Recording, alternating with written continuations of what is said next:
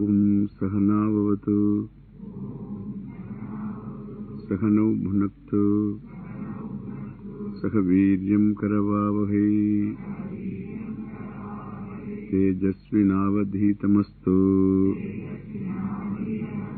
Ma Vidvishavahi Om Shanti Shanti Shanti.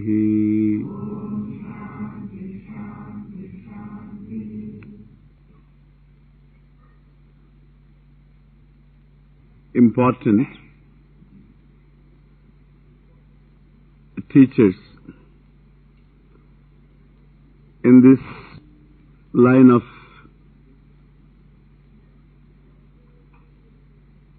traditional teaching is Acharya Shankara.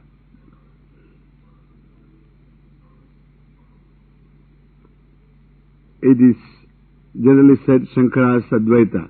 There is no Shankara's Advaita. Shankara is an Acharya, was an Acharya. Acharya means a teacher.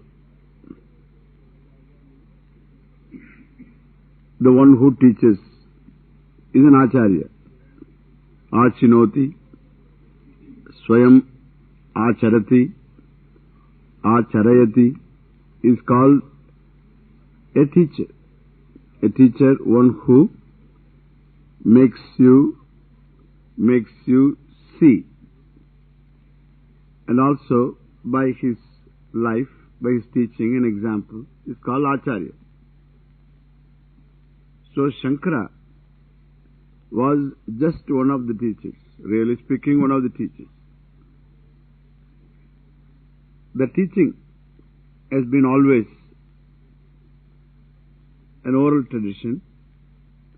Teaching is always oral, and we hardly had written books before.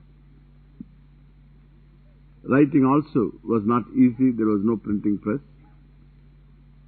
The books that we have are all books printed from palm leaf manuscripts. You must remember that.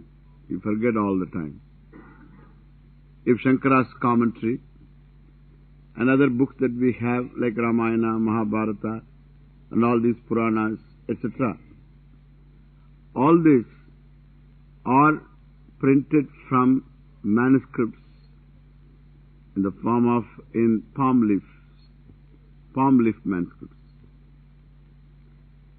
So India is a treasure trove of these palm leaf manuscripts. If you want to have the manuscript of Ramayana, if you collect, that is in India, perhaps you can collect 1 million manuscripts. Because everyone who wanted to learn Ramayana had to write it down. Therefore, every copy is a written copy. That is why Parahastam Gatam Pustakam, they said, if somebody borrows from you the manuscripts to write down, by the time the fellow writes it and then hands it over to you, so it will take some years. That's why they say Pustakam Vanita Vittam Parahastam Gatam. Pustakam. Once Pustakam means those days manuscripts only. The palm leaf manuscripts. Given to somebody, he would say that I want to have a copy. I want to have a copy means there was no copier and there was no printed extra book also available. So you have to copy it down and copying it on the palm leaf. So we will show you, perhaps we can get some palm leaf manuscript somewhere in Coimbatore, we can show it to you. So it's a leaf, only about 2 inches maximum. Sometimes a little bigger, 2 inches or 1.5 inches. That is the width, but long. They write it like this. The stylus, they write. And then they ink it. So that's how you read. And in fact, for a long time, that ink is called Indian ink. It's a very famous Indian ink. That Indian ink is black ink. All the documents they used to write on this Indian ink and they make some decoction. I don't know how they make this concoction, this ink, but it is it's a fast ink. So all documents they used to write in Indian ink till recently. So these manuscripts they had to write down.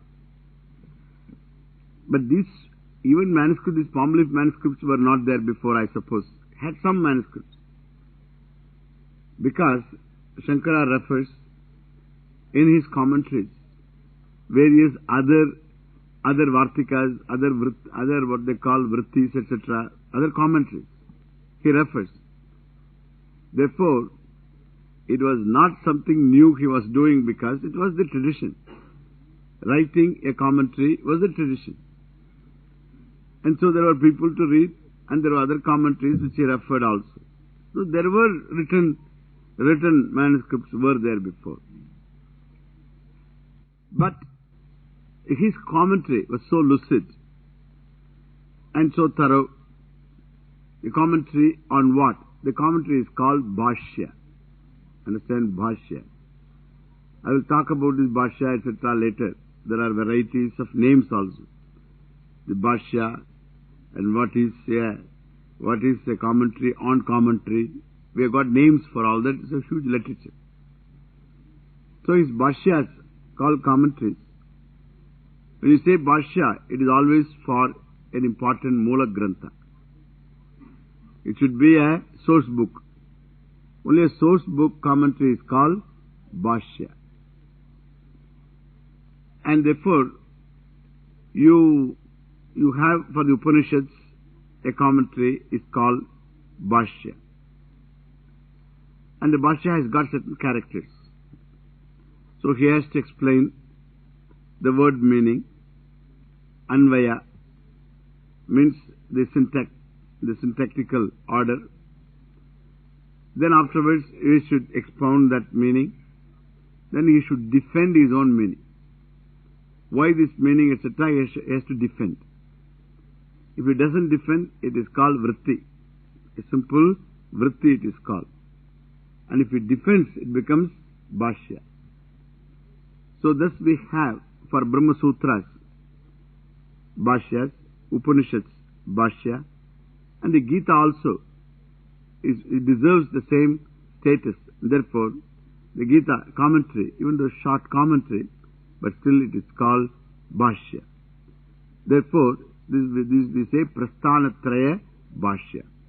This is called three Prasthanas, means three main books. Upanishads, Gita, and the Brahma Sutras. Brahma Sutras analyze the subject matter of the Upanishads and the Gita. So for these three, for the 10 Upanishads, and the whole Bhagavad Gita, and the Brahma Sutras, Shankara had written a commentary, each one commentary. That commentary became popular because of its style, lucid, and therefore, so anyone who wanted to study Vedanta, any spiritual seeker, so would go for these commentaries. These commentaries have the entire clue of the pursuit. Shastra being a pramana, the commentary becomes so important to understand the pramana. Shabdatmakam, because the pramana is in the form of words, the unfolding the words, unlocking the words and sentences becomes the only pursuit here. And therefore, any seeker who knew the tradition would go for the study of the Shastra. So without the study of the Shastra, if anybody is seeking, he is not a real seeker. He is not considered a seeker. In this country, he is not considered a seeker. Nowadays, everybody is a seeker. In fact, the one who studies the Shastra is looked upon intellectual. The others are seekers. Kanna moodikanam, tharanda avatu. And so if you should keep your eyes closed and then sit. Then you are called a seeker. And once your eyes are open and study, etc., then you are called intellectual. Intellectual. They think it is knowledge. What is the use of gaining knowledge? You know, when Swami says that. So you can have more and more knowledge. What is the use? You must have experience, you know. So, this is called ajnanam. It is called ignorance. That is all new. It is all new to this country. There were perhaps in those days also some people were there. But in the tradition, the one who knows the tradition is the one who goes for Shravanam. The Upanishad itself tells that. The Upanishad is the source book of this knowledge. Itself tells Atmava Re Shrotavyaha. One has to study. This thing, with the help of a teacher, it's made very clear in the Upanishad itself. The tradition follows. So Shankara becomes a very important link for us. So beyond Shankara, his Govindapada we don't know anything about because he had not left any legacy except Shankara. But there was a book of his guru, Govindapada's guru, called Gaudapada. He had written a book, and that book is called Gaudapada Karika for the Mandukya Upanishad. The Karika is an independent work, so expounding the subject matter of the original source book. The Upanishad, Mandukya Upanishad, what is expounded there, so that is expounded in independent verses. Not sentence by sentence bhashya, prose, but it is verse form. That is called Karika. So, this Gaudapada's work is available, and beyond which also we have lot of works of Vyasa and Vyasa's son Shuka. We have something from Shuka also. So, like then we have a few books even prior to Shankara. So the books were there. A few books are available. Of course, Vyasa's Sutra is available. Vyasa's Mahabharata is there. The Gita is a part of Mahabharata, and the Puranas are all there. And these are all except Bhagavatam. Bhagavatam was written later by somebody. So Bhagavata does not come from Vyasa. Bhagavata is a Purana that came very, very late. That is why you won't find in Shankara's commentaries one quotation from Bhagavata. The language itself would tell. Anybody who knows little language of Sanskrit will easily find out that this has nothing to do with the other Puranas. It's entirely different. Even though it's a good book, but written by some other Panditji, so someone who could handle the language in a different way. Very difficult. Bhagavata is a very difficult book. But what I say, that was later, Purana it is. But Vyasa's Purana, Vishnu Purana, etc., there are Puranas attributed to Vyasa. Thus we have, then there is a Sutta Samhita, which is also a very important, an important book. So in understanding Brahma Sutra, etc., I am told that Shankara had read the Sutta Samhita so many times. Sutta Samhita is a part of a Purana, and therefore that is also from Vyasa. The Sutta Samhita was read and reread by Shankara. Then he wrote Brahma Sutra Bhashyayati.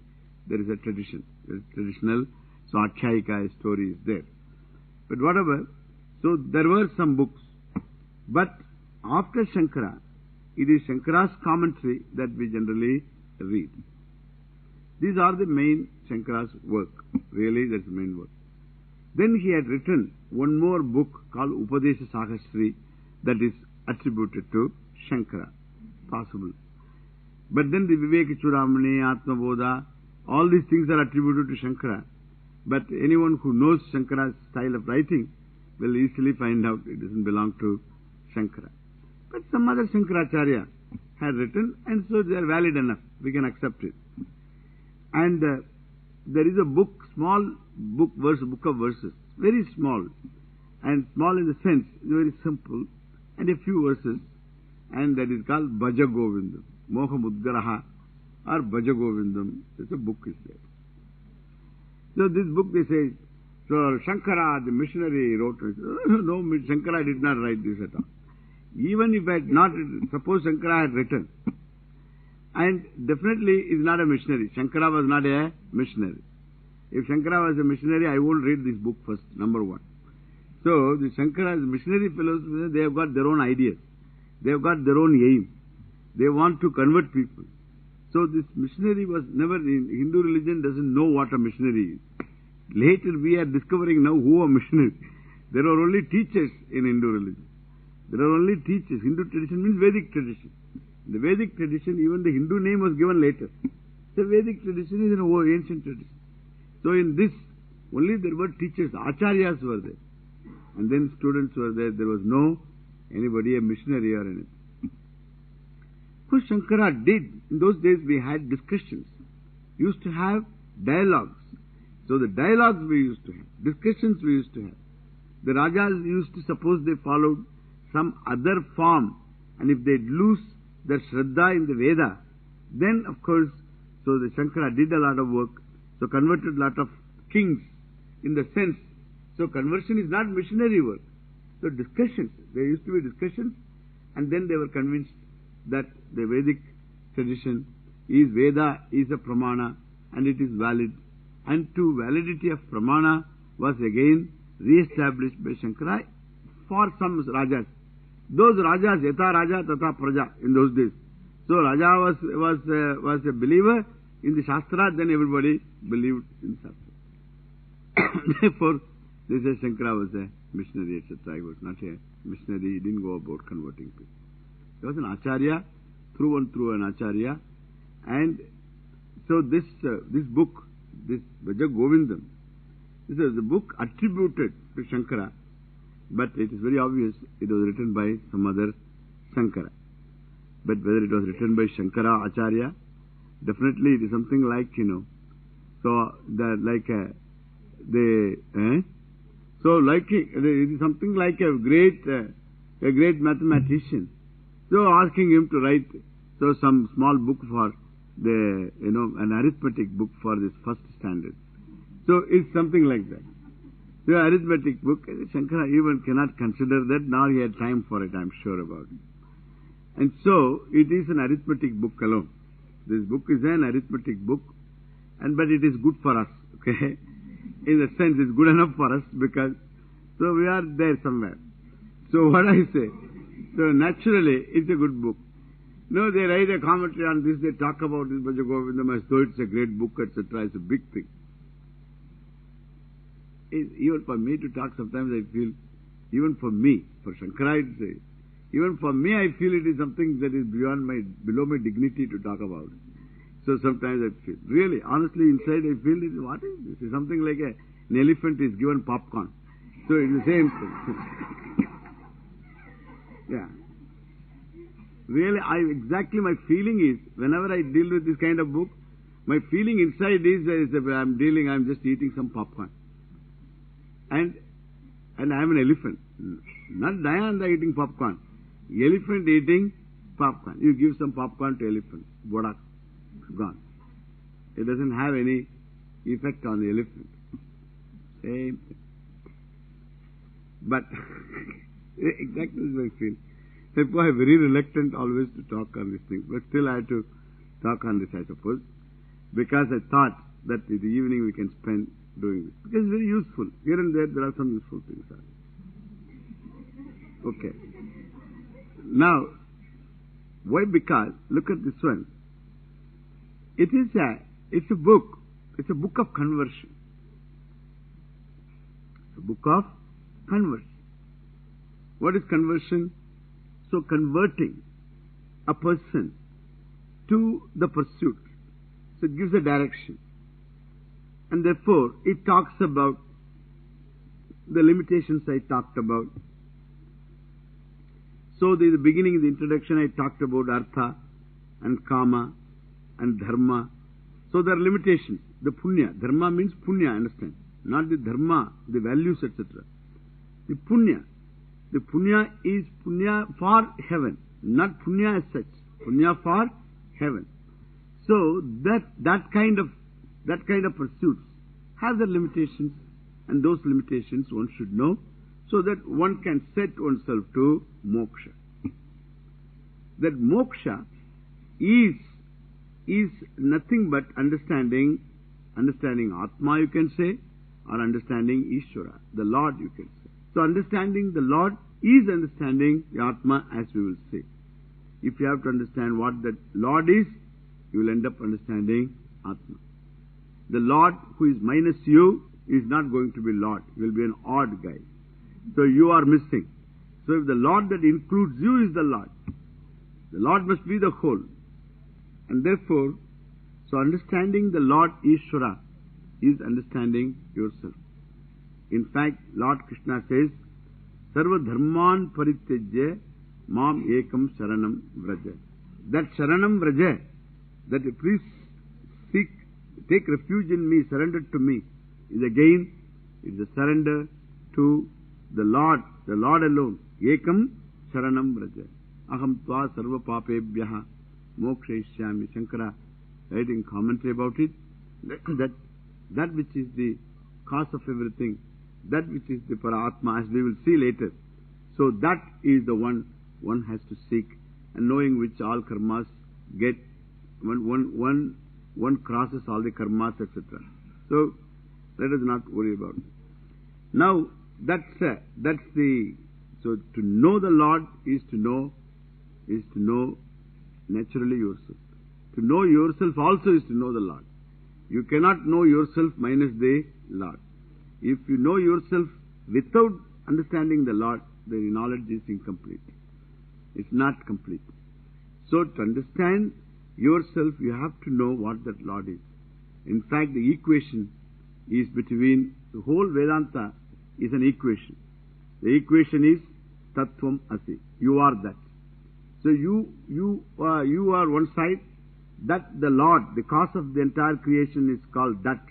That is other side, and both are equated. You are that. Means the Jiva, the individual. The individual is not separate from Ishvara. Both are identical. How they can be identical? When I am a Jiva, subject to all limitations, mosquitoes I can't stand, how can you say that I am Ishvara? Ishvara is omniscient. I cannot even spell the word omniscient. So how can I be Ishvara? This is silly. And that is the equation. That is the beauty of equation. In any equation, you must have apparent difference. If the difference is not there, you don't require equation either. Suppose I say 10 is equal to 10. What is that? 10 is equal to 10. It is not an equation. And the two parts should be two different things. They look different. Therefore I can say, so suppose I say 4 plus 6 is 15 minus 5, if I say, then there is an equation. Here numbers are different, and the one is subtraction, the other is addition, and look different, but it is the same. But for a 4-year-old, 5-year-old boy, that is a great discovery, that equation. Really, that is a great discovery. It is the same thing here. Ishvara is different. Who says he is not different? He is different. He is omniscient. He is all-knowing. He is the cause of everything. I seem to be a product of everything. And therefore, so I am a product of so the product of genes, product of the psychology, product of history, product of social life. So I am a product. Therefore, everybody seems to be a product of the time, of the history, etc. This is not true. And therefore, all the genetic problems of the parents and grandparents and great-grandparents, even the monkey's problems come down to us. That is why now and then we do like this, without any reason. And therefore, what I say, so things keep coming down. So it is, we are all products. So when I am a product, when he is the cause, how can I be the cause? I am a product. He is the cause of everything. We will have to see that, okay? And therefore, if the Shruti says that you are that cause of everything, there must be some reason. Because the differences are apparent, and naturally, what is not apparent necessitates an equation. The necessity for an equation is only when the identity is not apparent. If it is apparent, you don't require an equation. So when the identity is not apparent, is not evident, then it has to be unfolded. There should be teaching. Like exactly, energy is equal to matter. When you say E is equal to mc square, definitely it's an equation requiring a lot of learning, sir. A lot of physics is required to know that equation. Not easy equation. It is an Einsteinian equation. That equation is not simple equation. It is something that one has to learn the whole physics. And similarly, this is also whole Vedanta Shastra one has to know. Jiva is equal to Ishvara. It's not an ordinary thing.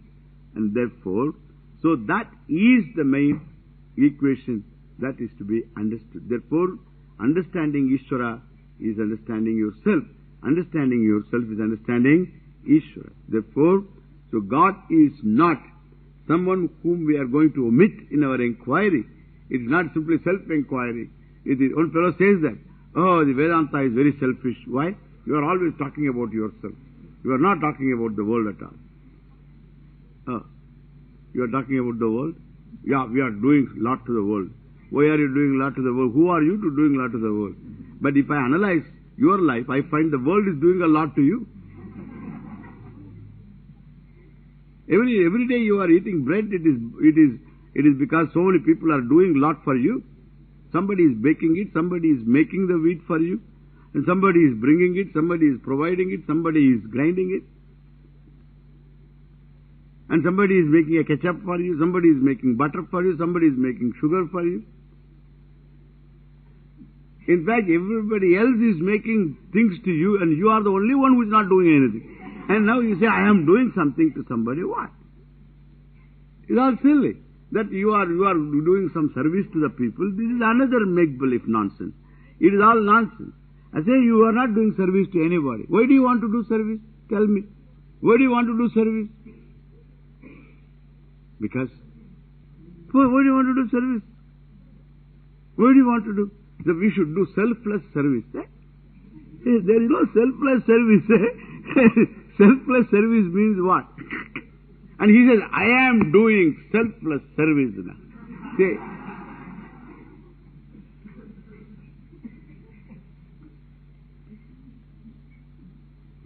this kind of bunkum, we don't have, we don't allow these things to happen because Upanishad says, Atmanastu kamaya sarvam.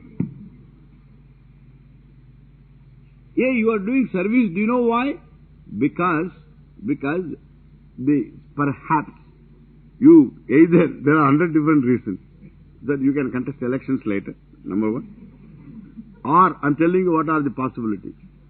You can contest elections later, therefore you do service today. It's an investment. Okay.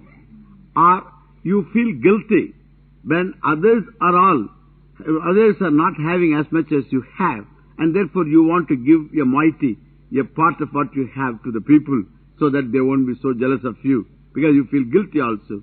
Or to keep quiet, make them keep quiet, not to create enemies, perhaps you are doing it.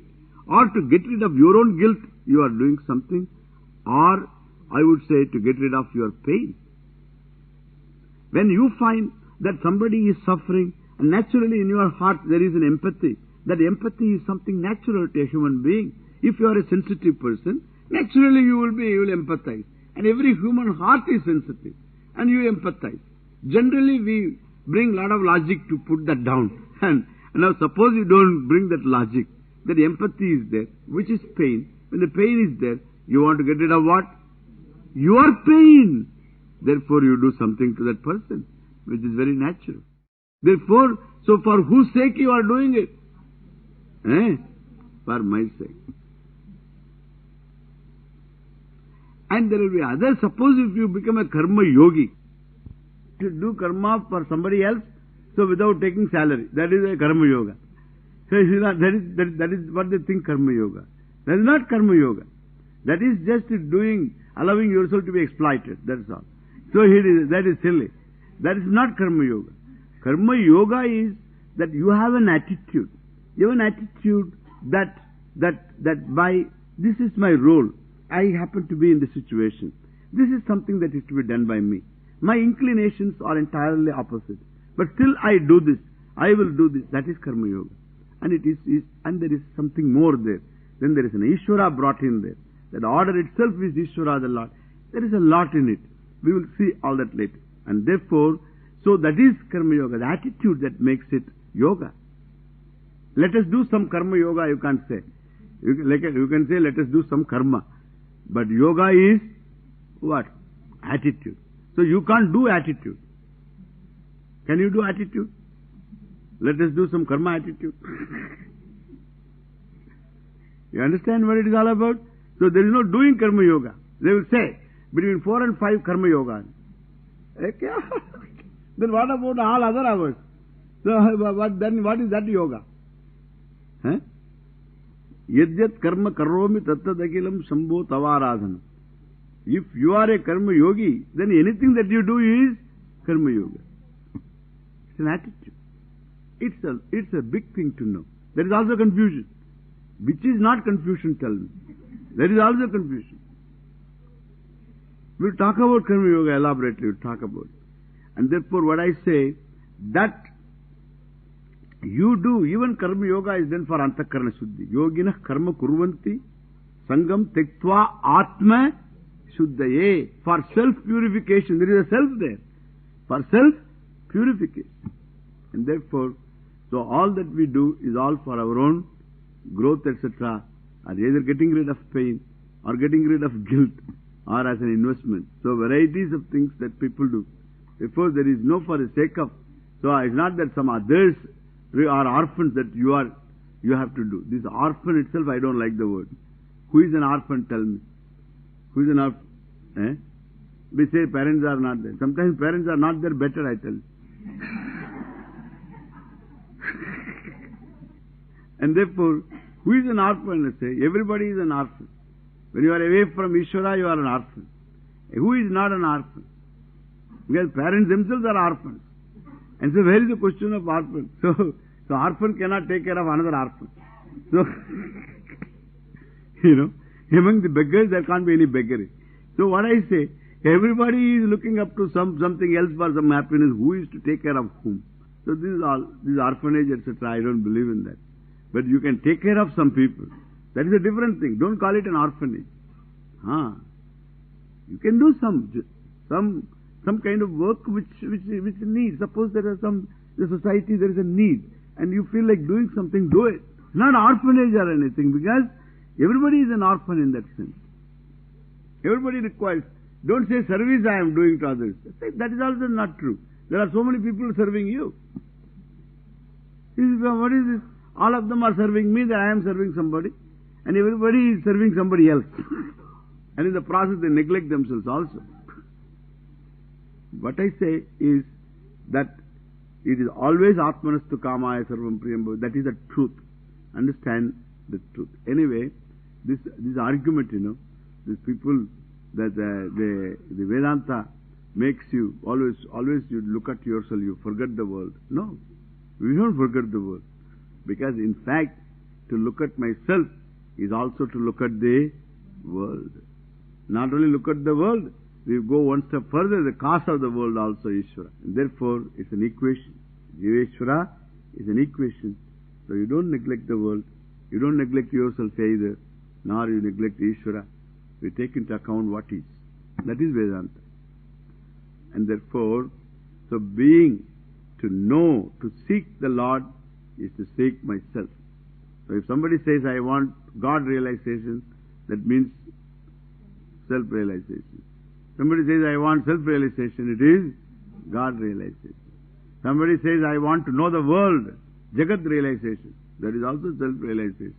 If you want, nobody says, I want to know the world. Hey, come on. That also will end up what? Self-realization and God realization. Because you cannot understand Jagat unless you understand the cause of it. And the cause happens to be you and happens to be Ishvara. Therefore, we have to add one more. What is that? Self-realization, God realization, the world realization. We will add one more. The world realization. Because Arabhyate Jiva Jagat Paratma Tattvabhidhanena Matam Samastam. Arabhyate Jiva Jagat Paratma. So, Matam Samastam. Any inquiry will always start with what? Jiva, individual, Jagat, the world, Paratma, the cause, Ishvara. Therefore, any one thing will lead to the other two. You start with that one thing, Simply ask what is a pot. You will end up in Atma. I tell you. Just start with what is a pot. You will say pot is clay. Then what is clay? Oh, clay is nothing but atoms. Then what is an atom? Oh, it's nothing but particles. What is a particle? Oh, particle is there when I look at it. This is another thing. It is there when I look at it. The particle, at the particle level. So what happens? The observer and the particle. So it cannot be separated. Because particle is not something that you see. It's always inferred. But it is not something that you see. But there at that level, particle level, the concept of the particle, the knowledge, the observer of the particle, the observer himself seems to make the particle. It looks like that. So there is a lot of thinking about this. What I say, the particle itself. So when you say this is a particle is a piece of knowledge. And that knowledge implies a thought here. There is a thought, a concept. The concept of the particle is important. The question now is, this is the modern physics big dilemma, is this. Now, whether the concept creates the particle or particle creates the concept. That is a huge problem. So for them it is a very big problem. So whether the particle creates the concept, because there is a particle I have a concept, or because I have a concept there is a particle. It's a big problem, whatever it is. One thing, there they become inseparable. If they are separable, still that particle requires further particleization. Then it goes into, and then that stage, the time, space, etc. also disappears. Then all that will be left out is only Atma. The fellow who goes about observing, inquiring, he alone will be left behind, because that is the ultimate of any inquiry. The inquirer is the ultimate of inquiry. It's very simple. The ultimate essence of any inquiry is the inquirer's essence. The essence of the inquirer is the essence of the inquiry. Therefore, the essence of inquiry is the essence of the inquirer. And therefore, again, you come back from the Gata to, or you can go the other way. So we can go the other way. Gata is what? Earth. Earth is what? Created. Yes, we have got an order there. We have got a model. So through the model, if you go to Ishvara. So earth is nothing but Ishvara. Nothing but Ishvara. So from Ishvara it came. Therefore from the Ishvara is material cause. Therefore Ishvara is space, Ishvara is time, Ishvara means the Lord. So anyway, let us not get into all this, okay? Don't worry about it. I'm going to talk about all this. And therefore, so again you can go from God to Ishvara. Then who is this Ishvara essentially means? Then you'll end up Satchidananda Swarupaha. That will be the same thing. Any one thing you start, it will always end up in the ultimate. That is why it is called ultimate. What is ultimate? If you keep going, and you cannot go further. So that is what they call ultimate. Anyway, therefore, here, Shankara, or the one who, the author, whoever it is, starts like this. Hey, come on, seek the Lord. The Lord. Seek the Lord. What is the Lord? The Lord's name is Govinda. Govinda means what? The one who is known through the words Gobihi. The one who is known through the words called Govinda. Or the one who sustains the earth. Gam Prithivim. So the Gam Prithivim, so the one who is Vindati, the one who sustains, holds the entire Prithvi, also is called Govinda. A number of meanings they give. So this Govinda, the one who, or the one who protects the cow, is also called Govinda. Cow means Sharira. Your physical body is called Pashu. Any Pashu is Sharira. Govinda is a name for the Lord. Therefore, the one who is known through the words Govinda, Tam Govindam Bhaja. Please Bhaja. Bhaja means seek. Bhaja means seek. Search for Govinda. Bhaja dhatu is seva. So, means inquiry. Any inquiry also is called seva, means you work with that. That is called, so please seek Govinda. Bhaja Govindam. Bhaja Govindam. This is how it starts. It's very interesting here. Let us just repeat this and then see the meaning. Bhaja Govindam, Bhaja Govindam.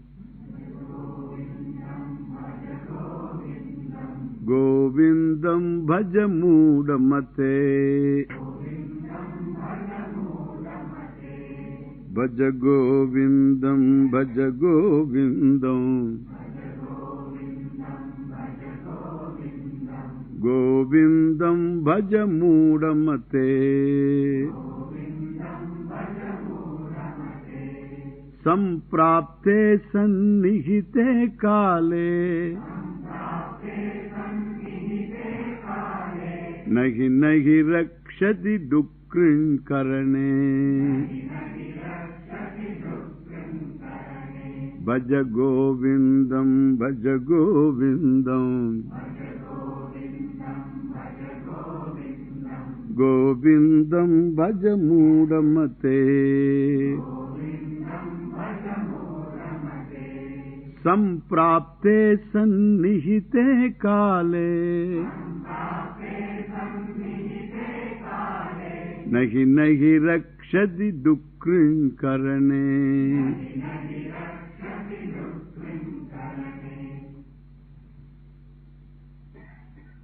Bhaja Govindam.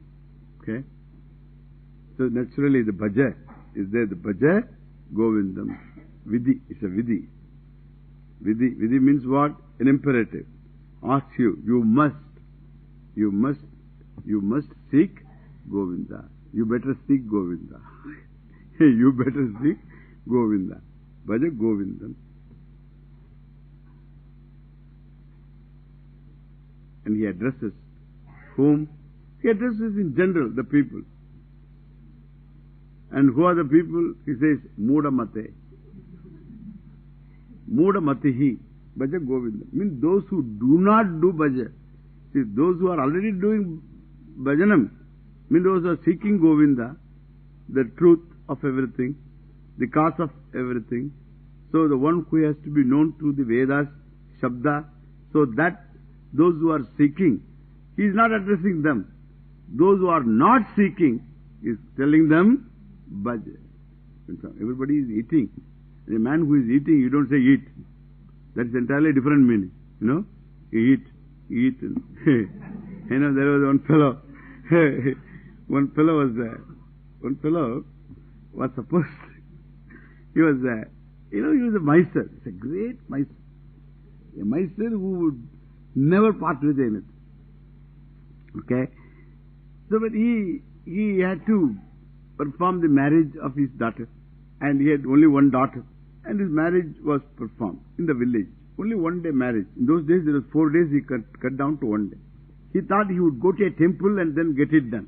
To Guruvayur temple or some temple you go and get it done. This is a 15 rupees mein kaam ho jayega. 15 days it will be over. 15 rupees in those days was enough. To do it in this village, then you have to feed the entire village. For 2 days, you have to feed the entire village. And you can't but feed. And if you don't feed, then you can't stay there. Because this fellow had eaten in everybody's house marriage. And therefore, so he has to do it, there is no other way. And he is not a poor guy also, he's got enough money, miser. So he had to make the people all eat. And another thing, they were all people, the whole village is eating. And while eating, we have got one upachara. Upachara means is etiquette. The etiquette is, so the man of the house should come and then he should tell everybody, so please, Savadhan say, you should, so irundu saapidungo, so please just take it easy and eat well. So sankocham illam saapidungo, so don't feel shy, ask for anything you want, please Like this, he has to tell. This is a upacharam. It is one of the things that you have to do. So that is etiquette. So you are supposed to, like table etiquette. So this is in a feeding of people. So many people are eating together. It's a kind of a dinner, like. So here people sit and then eat in line, like as we are doing here. So the yajamana, the man who is doing it, he is supposed to come and tell, please eat well, don't feel shy, ask for anything, he has to tell. But this fellow cannot stand, he cannot stand, there are so many people eating, seeing them. He cannot stand seeing them. The sight is very difficult for him. He has somehow accepted because there is no other way. And therefore what he did, he just went inside this storeroom and then locked himself in. And he won't come out at all. And his wife went to him, He went to him and told him, Yo, நீங்க என்ன பண்ற? இப்படி எல்லாம் பண்றல, போய் சொல்லுங்க. So she went and told him, say, you should go out and tell people that you please eat well and all that. He said, how can I say that? I can't say that. Then he said, no, you should go and tell. That's how you have to do. And this fellow, so he came out somehow. So he swallowed his saliva and came out bold and pushed by his wife, a very heavy woman, and pushed by her. And so there is no way of going back inside also. So this fellow somehow managed to come out, and he came out and then he started like this. Please all of you eat well. He said, please all of you eat well. Ask whatever you want. So the rice is, 1 kilo rice is only 25 rupees. Please eat well.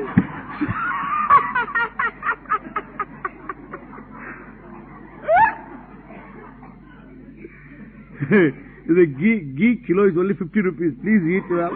Please eat well. Ask anything you want. Ask anything you want. The vegetables, vegetable is only 100 rupees. So please eat well. So he goes on. They are already eating well, So when a man is eating, you don't ask him to go, please eat. Do you say that? Unless this is a fellow like this. Unless it is an upachara, like this fellow. A man who is eating, you don't say eat well. But a man who is sitting there not eating, what will you say? Please eat. Therefore, when you say Bhajagovindam, whom you say Bhajagovindam? Those who are not doing Govindam. And who are they? Fool? No. He's not a fool. You can't ask a fellow, fool, please, it's something like, oh fool, study Vedanta.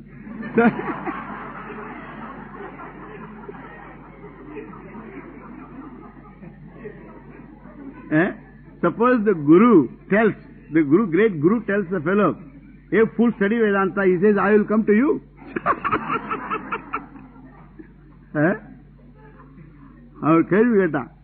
So, will you go in front of a fool or behind a fool?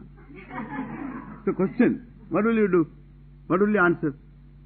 Will you go in front of the fool, in front of him, or you will go behind him? If you go in front of him, you are a leader of the fool. If you go behind him, you are a follower of a fool.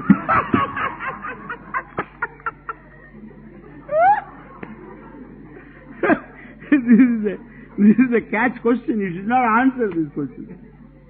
Therefore, it is wrong thing to send the people fools to Vedanta. Because it is the greatest brains cannot understand this. So where is the question of fool studying this Vedanta? I say it is not a fool's job. It is Muda's job. Mudamati's job. Mudamati means deluded. Deluded. You are deluded in the sense that you are confused with reference to your Purusharthas. You are seeking things that are really, they don't deliver the goods. You are knocking at the doors which don't open at all. And the wrong doors you are knocking. Therefore, hey Mudamate, you are confused. You are chasing your own tail. So this is silly. And therefore, so Mudamate. That is what Mudamate is, not fool. Oh, fool. Silly. Understand? Muda matihi yasya muda matihi. Muda means what? Confused. Confused. All are confused. The whole world is confused. Whenever you are seeking something that is not there, that is called confusion. If you are seeking security in a thing which is not secure, it is confusion. What else is that? Tell me. It is confusion. And therefore you are seeking things which are not there. That is confusion. And therefore mudamatihi. Any ordinary person, thinking person, but still in this area he didn't think properly. Therefore he directs his attention. Bhaja Govindam. Bhaja Govindam. Bhaja Govindam. Govindam bhaja mudamate. Why? Because when the time comes, samprapte sannihite kale. Kale. Sannihite kale samprapte sati. This is another thing. Sannihite kale samprapte sati. Death is always round the corner. We always think death is going to come later. People plan very well. They say, Swamiji, in another 10 years I am going to retire. Then what? Afterwards, Swamiji, aapka charanon mein aayenge. The fellow says, after 10 years he will come to me. That means I should run an old man home here. So he says, after 10 years, says he will come. At least they are planning after 10 years. After 10 years I will come to you. So after 10 years I wait for this fellow. After 10 years at least he will come. After 10 years he says, Swamiji, so that, my daughter is coming to my house for delivery. After 6 months I'll come. After 6 months again he says something else is come. He never comes. He never comes because something else is there. Then he says, my son is calling me to the state. Swamiji, one short trip, I'll go and come back. No, this is this planning. That is because the fellow thinks he will live for retirement and after retirement. But he doesn't know he may retire even before retirement comes. So he doesn't know. Therefore, here he says, the kale sannihite samprapte sati. The sannihite kale. The kala means time. Time means what? Lord Death. Kalaha. Lord Death, Lord Yama is called Kala. When that Kala, Lord Death, who is always behind you, is always piche rehta hai.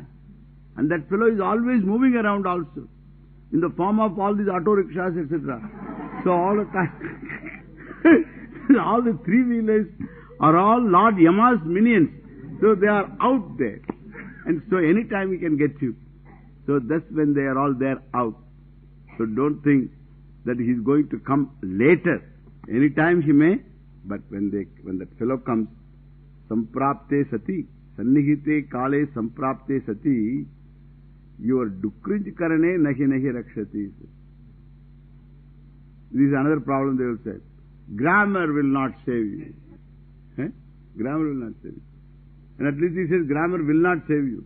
He doesn't say grammar will not save you. He doesn't say that. Here some of the papers I see that. So, grammar will not save you.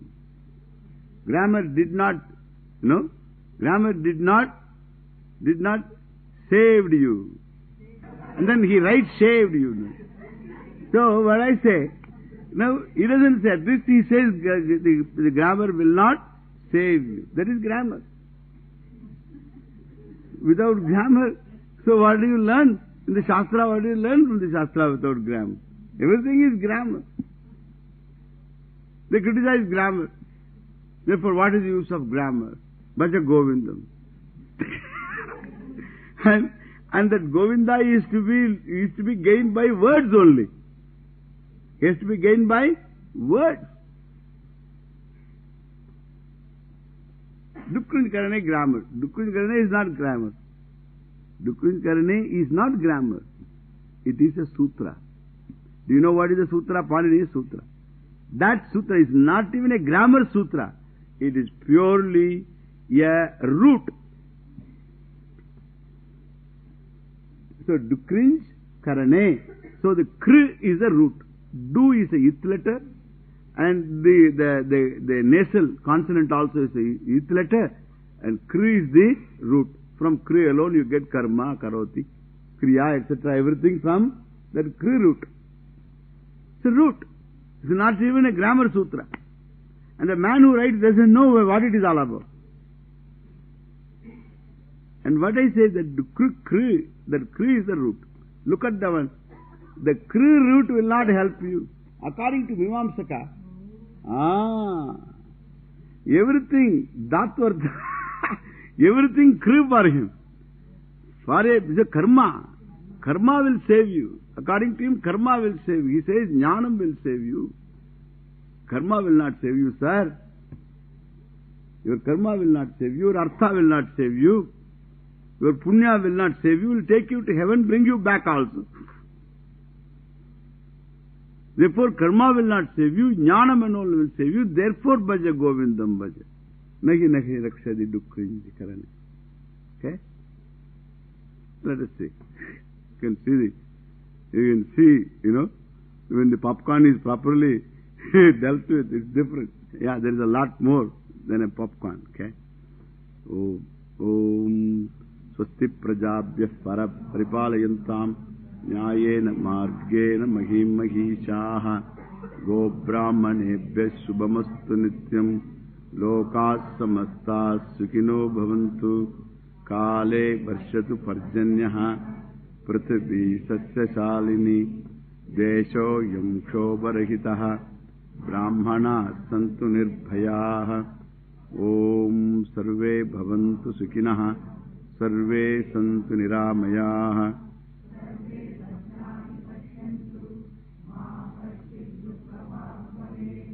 Asato Ma